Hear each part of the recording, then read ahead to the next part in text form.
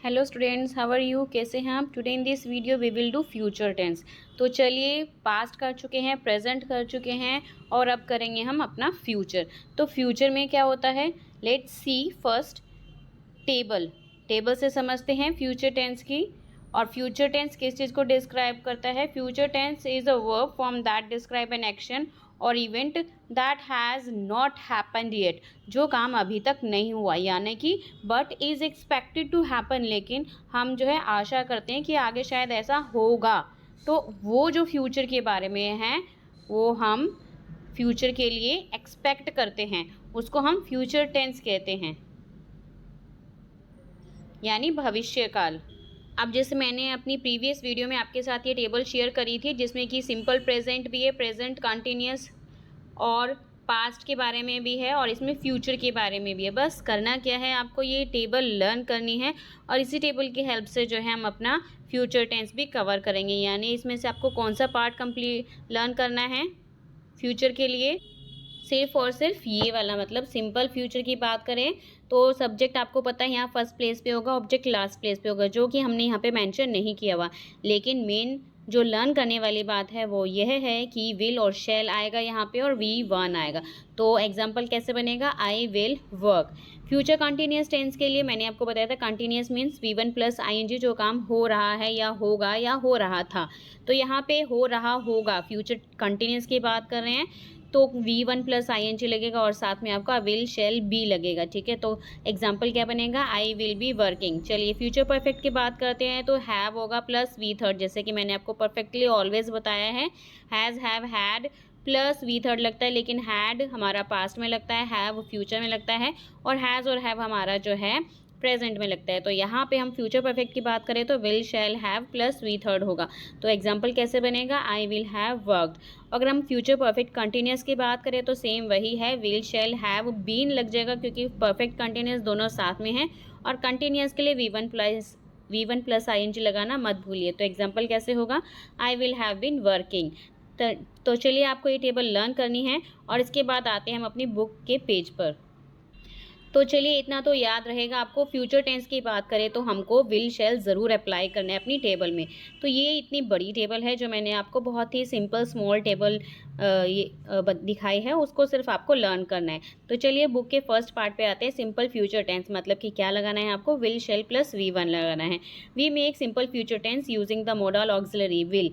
हम modal auxiliary will इसमें apply करते हैं। The structure of the simple future is subject will base form of the main verb.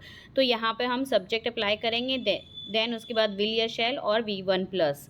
ठीक है, जैसे एग्जाम्पल हम लिखे तो I will write to them today. तो यहाँ पे आई आपका सब्जेक्ट हो गया, विल आपका जो है फ्यूचर से रिलेट करता हुआ वर्ब, हेल्पिंग वर्ब, और राइट आपका मेन वर्ब हो गया, टू देम टुडे।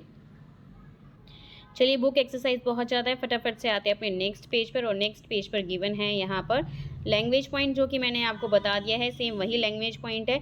अब हम सिंपल फ्यूचर का कहाँ पे यूज़ करते हैं? टू टॉक अबाउट एक्सपेक्टेशन, जब हम किसी फ्यूचर के बारे में एक्सपेक्टेशन करते हैं या प्रेडिक्शंस के बारे में या फिर इंटेंशन, इरादे के बारे में, किसी प्रॉमिस के बारे में। और शेल वहाँ पर यूज़ होता है to make offer in the interrogative, जब हम जो है क्वेश्चन को हम इंटेरोगेटिव मतलब कि इंटेरोगेटिव सेंटेंसेस बनाते हैं तो आप शेल यूज़ करते हैं। चलिए, नाउ हियर एक्सरसाइज फटाफट से देखते हैं। Let's see the answer. Simple future tense में कन्वर्ट करते हैं इसको और फिर उसको क्वेश्चन फॉर्म में कैसे बनाएंगे। चलिए, क्वेश्चन फॉर्म के लिए मैंने आपको बताया, जैसे हेल्पिंग वर्ब पहले आता है, देन उसके बाद विल शैल होगा, देन उसके बाद सब्जेक्ट होगा, देन उसके बाद ऑब्जेक्ट और लास्ट में क्वेश्चन मार्क।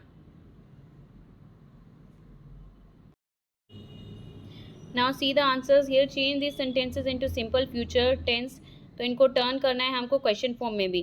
तो मैंने जैसे आपको बताया, क्वेश्चन फॉर्म में आपको हेल्पिंग वर्ब पहले आता है, देखिए, देन सब्जेक्ट, देन उसके बाद मेन वर्ब होता है।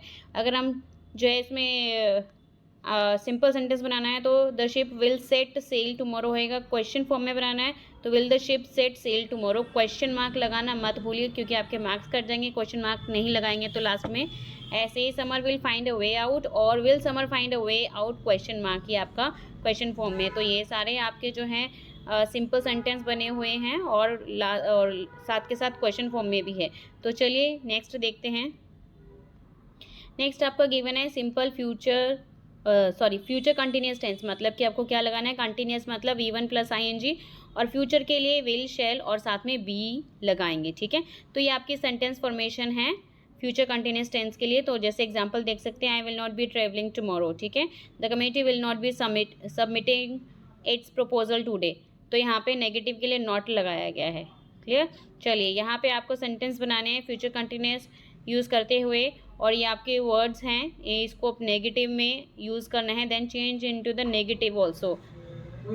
Now see the answers. ये देखिए नीचे कुछ वर्ड्स जो दिए हुए थे, रिहर्स और jeopardise, enhance, control, receive, worsen, inspires, diminish और डिलीवर। ये वर्ड्स हैं जो आपको सेंटेंस बनाने से नेगेटिव भी और जो है सिंपल सेंटेंस भी बनाने हैं।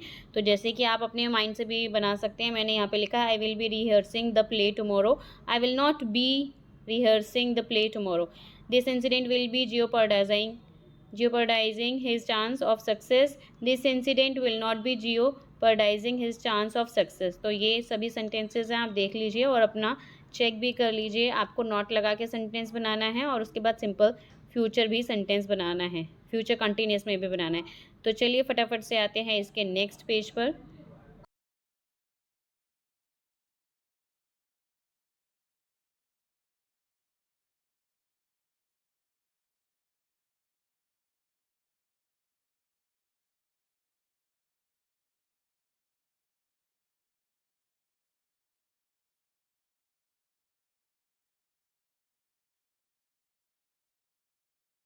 फॉर्मेशन है जब आप क्वेश्चन में बनाते हैं किसी भी सेंटेंस को, ठीक है। ये आपको ध्यान रखना है। अब जैसे देखिए यहाँ पे विल आपका जो है हेल्पिंग वर्ब है, ठीक है।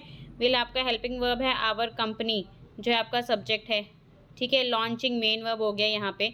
बाकी आपका सारा जो है लास्ट में आएगा और क्वेश्चन मार्क लगाना मत भूलिए। तो आपको सब में दिख रहा है ये आपका हेल्पिंग वर्ब पहले है, ठीक है। फिर उसके बाद मेन वर्ब है, देन सब्जेक्ट है, देन उसके बाद मेन वर्ब है। तो इसमें काफ़ी एक्सरसाइज दी हुई है और उस एक्सरसाइज को हम कंटिन्यू करेंगे अपने नेक्स्ट वीडियो में। Thank you for watching this.